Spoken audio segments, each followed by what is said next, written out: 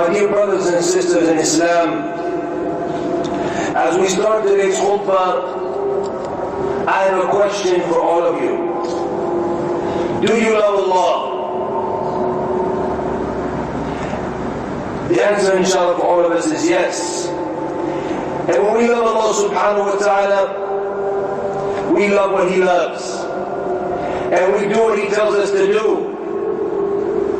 And in today's khutbah, inshallah ta'ala, we're going to be talking about the most beloved places to Allah subhanahu wa ta'ala. The places that Allah subhanahu wa ta'ala loves more than any other place on this earth. And this came in the hadith of the Prophet sallallahu alayhi wa sallam in Sahih Muslim, when he said alayhi salatu wa salam, أحب البلاد إلى الله مساجدها وأبغض البلاد إلى الله أسواقها. That the most beloved places to Allah are the masajid, the masjids, and the most hated places by Allah are the marketplaces. The Prophet sallallahu alayhi wa sallam, he said, "Al-masjidu bayt kulli muslim, kulli mu'min." He said that the masjid is the house of every believer. And we see, because of the importance of the masjid in Islam, that our beloved Prophet alayhi salatu wa salam encouraged, and before encouraging him himself, the first thing he did when he went to Medina alayhi salatu wa salam is that he built the masjid in Quba, أول بيت, the first one, أسس على التقوى, the first house of worship to be built in Islam, in Quba, the first masjid. And then he moved alayhi salatu wa salam to Medina, inside Medina, and he started by building his masjid alayhi salatu wa salam. And he encouraged his ummah and showed them the importance of the masjid and the great reward of those who build masjids for Allah subhanahu wa ta'ala. So he said alayhi salatu wa salam, "Man bana lillahi masjidah, bana Allahu lahu baytan fil jannah." That whoever builds for Allah a masjid, that Allah will build her a masjid in the Jannah. And he said alayhi salatu wa salam in another hadith, that 7 things will continue for you. The reward, the ajr, will continue for you when you're in your grave, when you're buried in your grave after your death. And he mentioned from the 7, "Man bana lillahi masjidah," that whoever builds for Allah masjids. And our beloved Prophet alayhi salatu wa salam showed us that the men should respect these masajid, that they should love these masajid, and that they should strive for these masajid, and that the man only prays in the masjid for his 5 daily prayers in the congregation. He mentioned in different narrations alayhi salatu wa salam that whoever prays by himself, whoever prays in the masjid, that his reward is more than 25 or 27 different levels. And the Prophet ﷺ warned us about not answering the adhan, not answering the call to prayer when we hear it. So he said alayhi salatu wasalam, "Man sami'a nida falam ya'tihi fala salata lahu illa min 'udhr." Pay attention to this hadith. The Prophet ﷺ, he said that whoever hears the call to prayer and he doesn't answer it, then there's no prayer for him, except that he has an excuse, a valid excuse. And that's why our beloved Prophet ﷺ, he said that I had thought to have somebody else lead the prayer and gather some of my companions and gather up some wood and go to the people's houses that don't pray in the jama'ah, in the congregation, and burn down their houses. To show you the severity of not praying the salah in the jama'ah with the Muslims. And the Prophet ﷺ, he showed us the importance of some of the prayers and how we need to strive to pray some of these prayers in jama'ah more so than others, and the great reward we get for some of these prayers. When he mentioned that whoever prays Salat al-Isha in the jama'ah, it's as if he's prayed half the night. The night prayer. It's as if he is standing half of the night in the night prayer. And he said, alayhi salatu wasalam, that whoever prays in Fajr, in the congregation, in the jama'ah, that it's as if he has prayed for the entire night. And he said, alayhi salatu wassalam, encouraging the Muslims, because these two salats, as he said, they're the heaviest salats on the hypocrites, Salat al-Isha and Salat al-Fajr, and encouraging the Muslims to strive to pray Salat al-Fajr in the congregation, and to sit there and to remember Allah, so their day will start. Their day will start with the remembrance of Allah subhanahu wa ta'ala, with the dhikr of Allah, with the reading of the Quran, with praying the Fajr in congregation. He said, alayhi salatu wassalam, that whoever prays in the congregation for Salat al-Fajr, and then sits in his musalla where he prayed, remembering Allah until the sun rises, that he will have, and then prays two rakats, that he will have the ajr of Hajj and Umrah. They said, and he said, alayhi salatu wassalam, tamma, tamma, tamma, a complete. Look at this great ajr. He started his day off on the right foot, going to the salat, praying with the congregation, remembering Allah, reading the Quran. And the Prophet ﷺ was the perfect implementation of this, the perfect role model in implementing this. They said that he used to sit where he used to pray ﷺ, remembering Allah every day until the sun would rise. And that's why the Sahaba and those who came after them from the Tabi'een and all of our pious predecessors, they used to focus on this so much. And I'm going to give you an example of the greatest of the Tabi'een, Sa'id al-Musayyib rahimahullah, when he said that I have never missed the salat in congregation for 40 years. 40 years straight, never missed the congregation, never missed the jama'ah. And he said, rahimahullah, he said that the adhan has not been called for 30 years, except for I'm in the masjid, preparing, ready. And Al-Awza'i, the great scholar of Islam, Al-Awza'i, rahimahullah, he said about Sa'id al-Musayyib, he said Sa'id al-Musayyib has something special that none of the other Tabi'een have. He said that is that he never missed the congregation for 40 years. 20 of those 40, he never saw the shoulders of the men in front of him, meaning he was always on the front row. And he said himself, Sa'id rahimahullah, that the time of the prayer has not entered except for I am yearning for it, that I am missing it, I want this prayer. And that's also what the Sahaba used to say. Ali ibn Hatim, radiallahu anhu, he said that the time for the prayer doesn't come except for I'm missing it, I want that prayer. And he said that the iqam has not been called since I became a Muslim, except for I have my wudu. Not like a lot of us today, we don't ever make wudu until the iqam is called, or 1 or 2 minutes before the iqamah. Catch 1 rak'ah, 2 rak'ah, till we catch that. When we look at how the Sahaba and the pious predecessors were, we see a beautiful example from the Sahabi al-Harith ibn Hassan radiallahu anhu. When they saw him praying Fajr after he got married the night before, he was praying in the congregation. And they said, you were just with your wife last night. The thing is, he's busy. And you come and you pray Salat al-Fajr? He said, Wallahi, by Allah. He said, a woman who forbids me from going to Salat al-Fajr in the congregation, that she's an evil woman. When we look into the sunnah of our beloved Prophet sallallahu alaihi wasallam and his companions, we see that they would strive, even when they were sick, to go to the congregation. Our beloved Prophet alayhi salatu wasalam, when he was in his final days in this dunya, his main concern was to get up and go to the jama'ah, even though he was in his last few days. The painfulness of the death and the sickness had taken over. He could barely move. And he got up and he made ghusl. He took a bath in order to go back to the congregation, to find some more energy. And then he passed out, alayhi salatu wasalam. As soon as he woke up, the first thing he asked, did the people pray? He said, no. They're waiting for you, Ya Rasulullah. And he got up and took another bath, so he had some energy to go and pray. And he passed out again, alayhi salatu wasalam. Third time, when he happened to him 3 times, he said, alayhi salatu wasalam, tell Abu Bakr to pray, to lead the prayer. Because he realized he couldn't go. But he kept striving to go. And that's why Abdullah ibn Mas'ud, radiallahu anhu, he said, whoever, as it came in Sahih Muslim, he said, whoever wants to meet Allah tomorrow as a Muslim, then you need to follow the sunnah of your Prophet sallallahu alayhi wa sallam. Follow the way of your Prophet sallallahu alayhi wa sallam. Before that, he said to close on these 5 daily prayers. Whoever wants to meet Allah Muslim as a Muslim, he needs to close on these 5 daily prayers.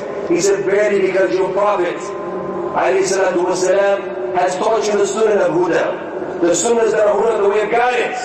And he said, and praying in the jama'ah is from the sunnah of huda. Praying in the jama'ah is from the sunnah of guidance. The Prophet taught us.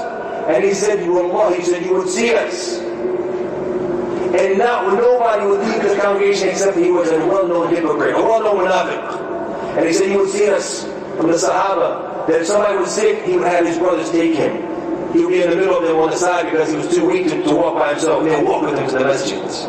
Abu Abdurrahman al-Sulami used to have him carry him to the masjid when he was sick, rahimahullah. And we see that the Muslim strives to go to the masjid even at the times of difficulty. The Prophet ﷺ said, "Bashir al-masha'ina." He said, give glad tidings to those who go during the darkness to the masajid. بِالنُّورِ التَّامِ يَوْمَ الْقِيَامَةِ, with the complete light, complete nur, the day of judgment. And the Prophet ﷺ encouraged us to go to the prayer and to go early. He said, alayhi salatu wasalam, أَلَا أَدُلُّكُمْ أَلَا مَا يَمْحَى اللَّهُ بِهَا الْخَطَايَا وَيَرْفَعْ بِهَا دَرَجَاتٍ.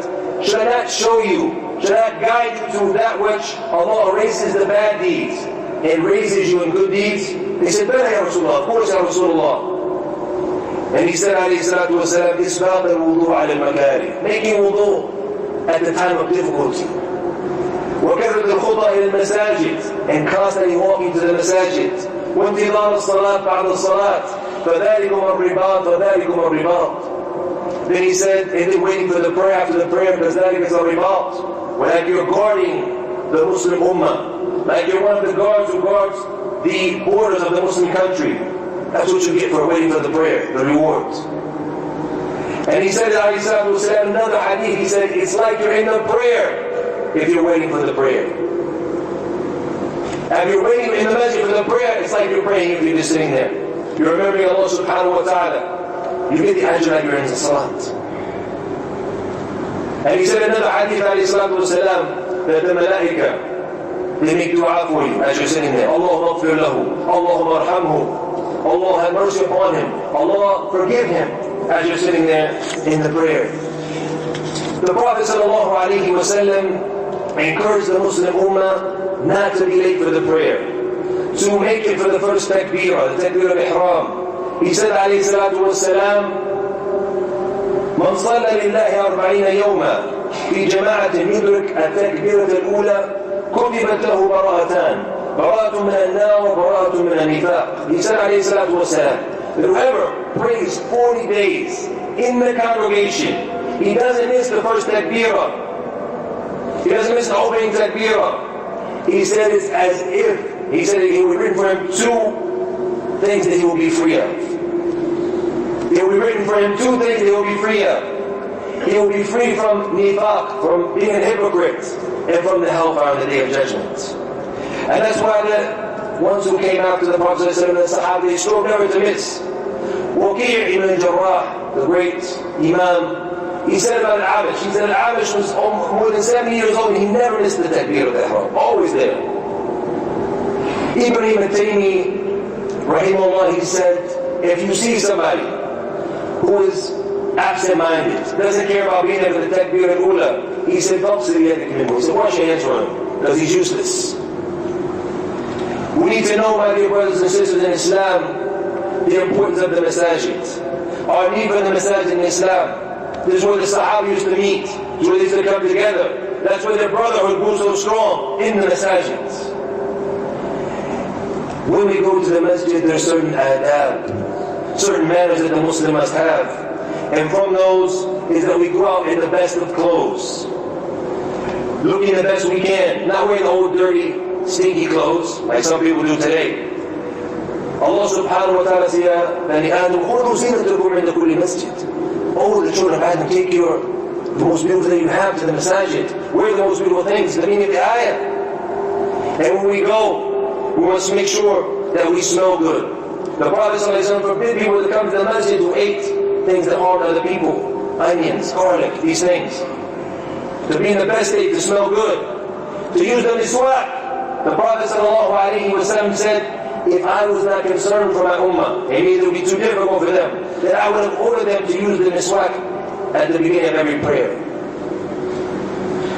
And he said, alayhi salatu wasalam, that it's mardatun lil-Rabb, that the miswak is something that pleases Allah subhanahu wa ta'ala. Unfortunately today, how many people do we find who come to Salat al-Fajr? Jazakumullah khair, they come, but they didn't brush their teeth. And they will sit back and they yawn. And it all comes out, Billah. You ruined your prayer. It's haram. We need to have respect for the masjid when we go. And from the things we need to focus on is the dua as we're walking down the street to the masjid. The dua when we enter the masjid, reminding ourselves of this great ibadah, preparing ourselves for this great ibadah. And then when we enter the masjid, focusing on praying 2 rakats of Tahiyatul Masjid. The Prophet ﷺ, he said, if any of you enter into the masjid, you shouldn't sit down here until you praise 2 rakats. بارك الله لي ولكم في القرآن والسنة ونفعني وإياكم بما فيهما من الآيات والحكمة أقول قولي هذا واستغفر الله لي ولكم فاستغفروه إنه هو الغفور الرحيم.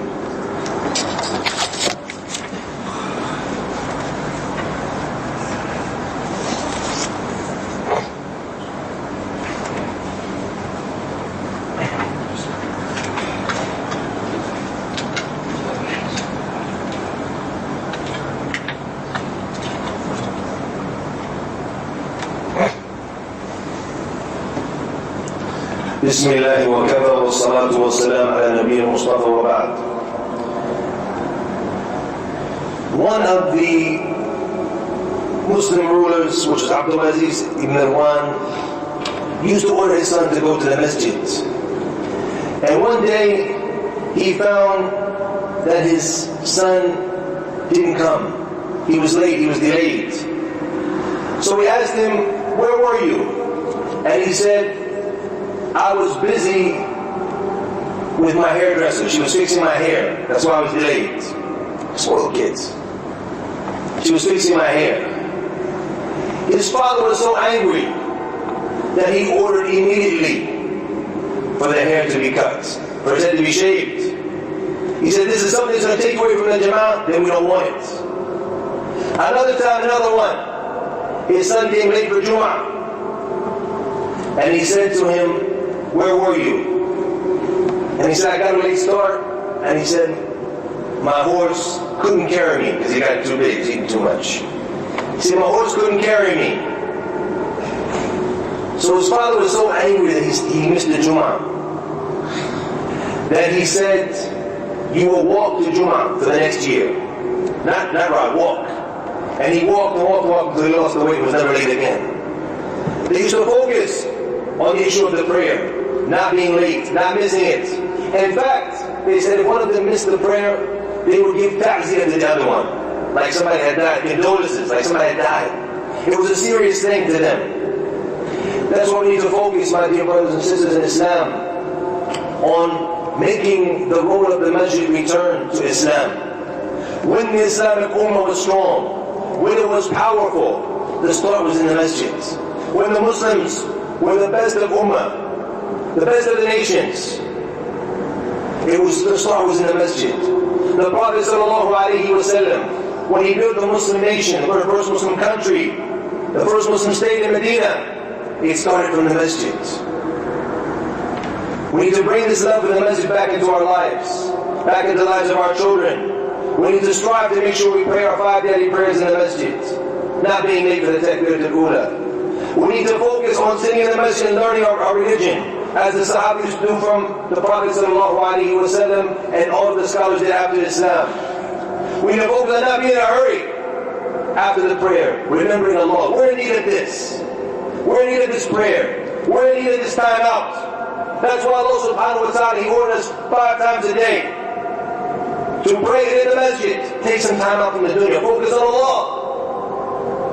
Remember Allah. Seek repentance for the sins you've done during the day. Prophet ﷺ described the one who goes out and prays in the Jama'ah, in the masjid, like the one who washes himself in a river 5 times a day. He said, is there anything left from his sins when he goes out? Absolutely not.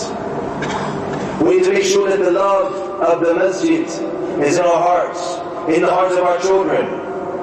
The Prophet ﷺ, he mentioned that 7 people will be in the shade of Allah subhanahu wa ta'ala on the day of judgment, when there's no shade except for His subhanahu wa ta'ala.